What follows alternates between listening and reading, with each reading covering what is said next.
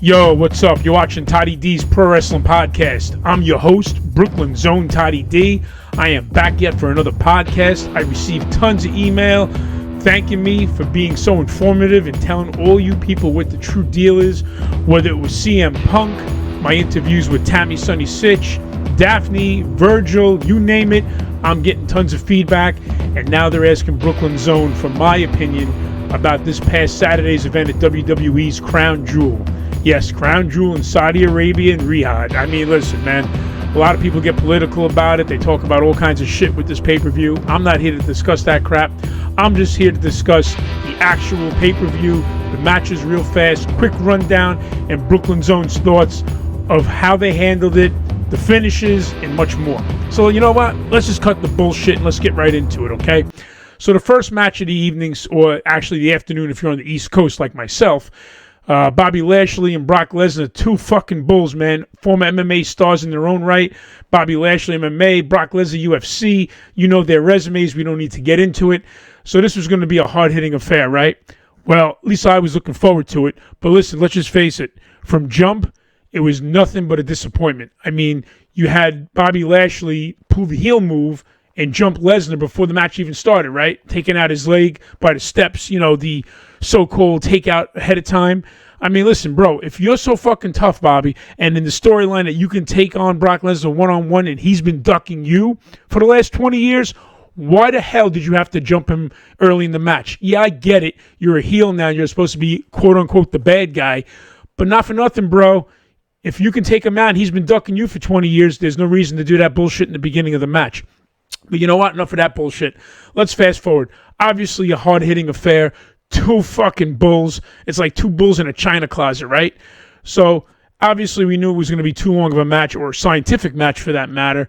But now the end saw Brock Lesnar kind of like just falling backwards on Bobby Lashley. Meanwhile, Lesnar gets the pin, right? But if you look back at the video, Lashley's shoulder was fucking up the whole time. Bro, what's up with that? And he gets the 3 count for that. I think what they were trying to do was like an old school, like schoolboy roll-up, where fucking like Bret Hart back in the day, he did, I think, the Stone Cold Steve Austin, where he put his feet up on the buckle, did the flip, and he's kind of like upside down, but holding Stone Cold into the pin, and that's how he got the victory. I think it was supposed to be something like that, a little schoolboy kind of backflip pin, or whatever the fuck you want to call it. But obviously, they blundered, they fucked up, and the finish, the pin was really fucking cheesy. So, on to the next match. You had the women's tag team title match. And, you know, not for nothing, you want to talk about a hot potato. I think this women's tag team title is nothing but a joke. But I think there's a reason why they flipped it back over to Dakota Kai and Io Sky. I mean, listen, 5 days prior, whatever it was, Asuka and Alexa Bliss, they were the new tag team champions. They didn't even have a fucking run, not even a blink of being tag champs. And the reason why Brooklyn Zone thinks that they're not going to have this run is because we see the little shit with Bray Wyatt with the fucking poster shit in the background. Alexa turned around. She's like, oh, shit, what's going on with that? So obviously and apparently they're going to be either trying to get into the mind of Alexa Bliss. Maybe she'll be joining the Wyatt Six, maybe along with Liv Morgan. I mean, who the fuck knows? But speaking of Alexa Bliss, her former tag team partner, Nikki Cross, right? She's back as this deranged Nikki Cross pulling out her hair, kind of like a female version of Edge, all freaking out, ripping at the fucking hair, right? I don't get this shit, bro. She comes back, Nikki Cross, and she fucks up the match, not only for Damage Control a few weeks back, but also for Asuka and Alexa Bliss. Like, you're like, who the fuck, you know, whose side is she on? She's taking out both sides. Heel, face, what is she?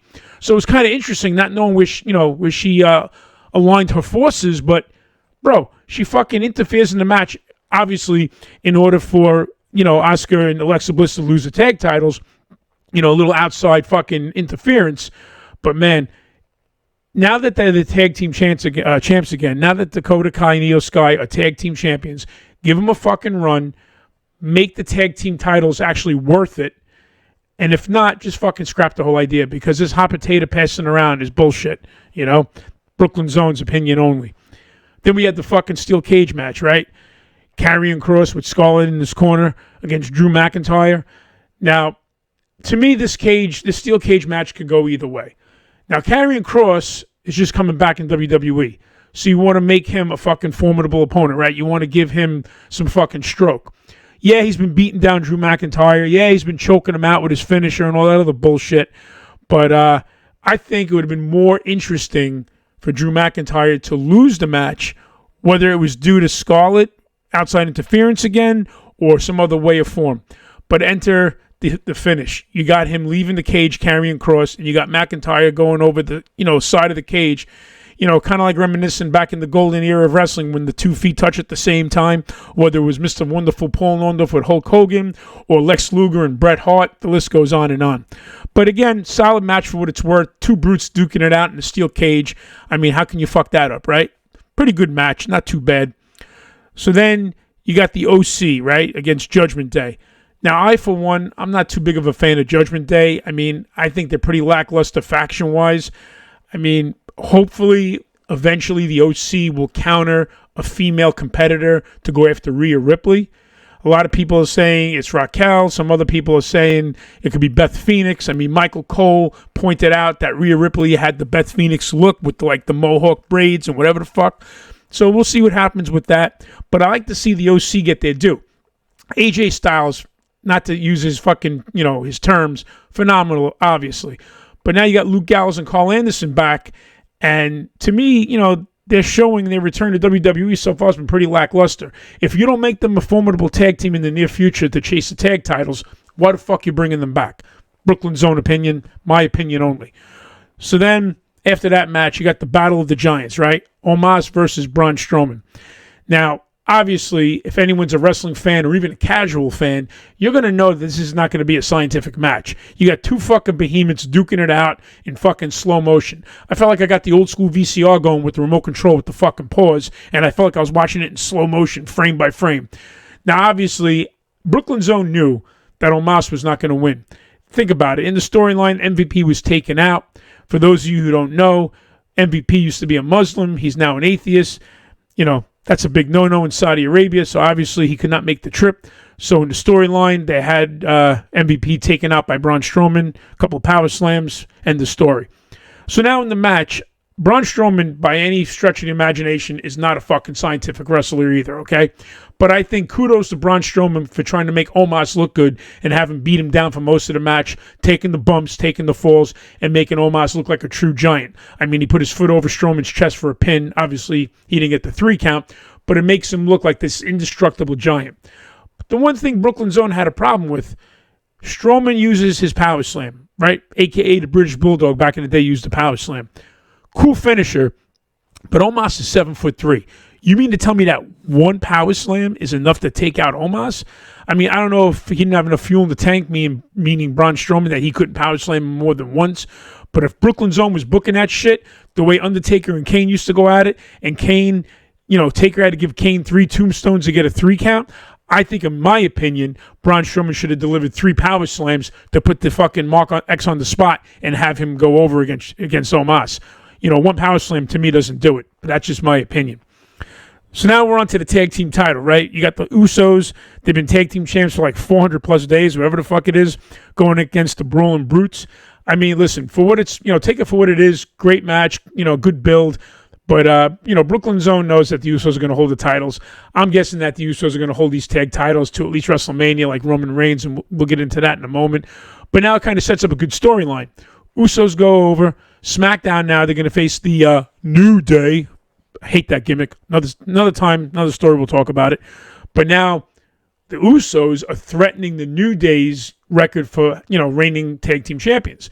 So this is a pretty cool build that they're looking to see if the New Day can fizzle it out for the Usos and ruin their chances of beating their record. So that's going to garner a lot of fucking views, and a lot of, people will be watching, I think, on Friday Night SmackDown just to see if, in fact, if the New Day does go over. I don't think so. Just my opinion. So obviously the match, Usos win, still reigning tag champs. Kudos to them. So now this match, is ridiculous, but just my opinion. Bianca Belair defending the women's championship title, against Bayley, right? Listen, how many fucking times is Bianca Belair going to defend the title against Bayley? Put Bayley over already and give her the fucking strap. This fucking match, Falls Count Anywhere, it was so fucking cheesy. You got golf carts driving around, fucking women on top of the golf cart, trapping him. All kinds of ways, trapping in the stairs, which I thought was pretty cool. The golf cart was, I guess, a funny spot for the viewers there live to watch. But the way Bianca goes over is just pinning her and putting Bayley into a fucking ladder and closing it when she can just easily open the ladder up and get out. I don't know. I think it was a fucking dumb finish, horrible finish at that. And I feel Bayley should be the new women's champion. Just my opinion. I mean, it's not that I have any bad blood toward Bianca Belair, but listen, man, 2 years in a row headlining WrestleManias. She's had the title for a while now. How about the heavyweight women's title go to somebody else? And I think Bayley, as a heel and with her attitude, the whole ding-dong shit, if she had that title, talk about fucking egging a crowd. I think you need to have the heel as the champion and have the face or faces chase that women's champion for the title. To me, it's better booking, better views. People would watch more. But that's just Brooklyn's own humble opinion. So now, on to the fucking main event.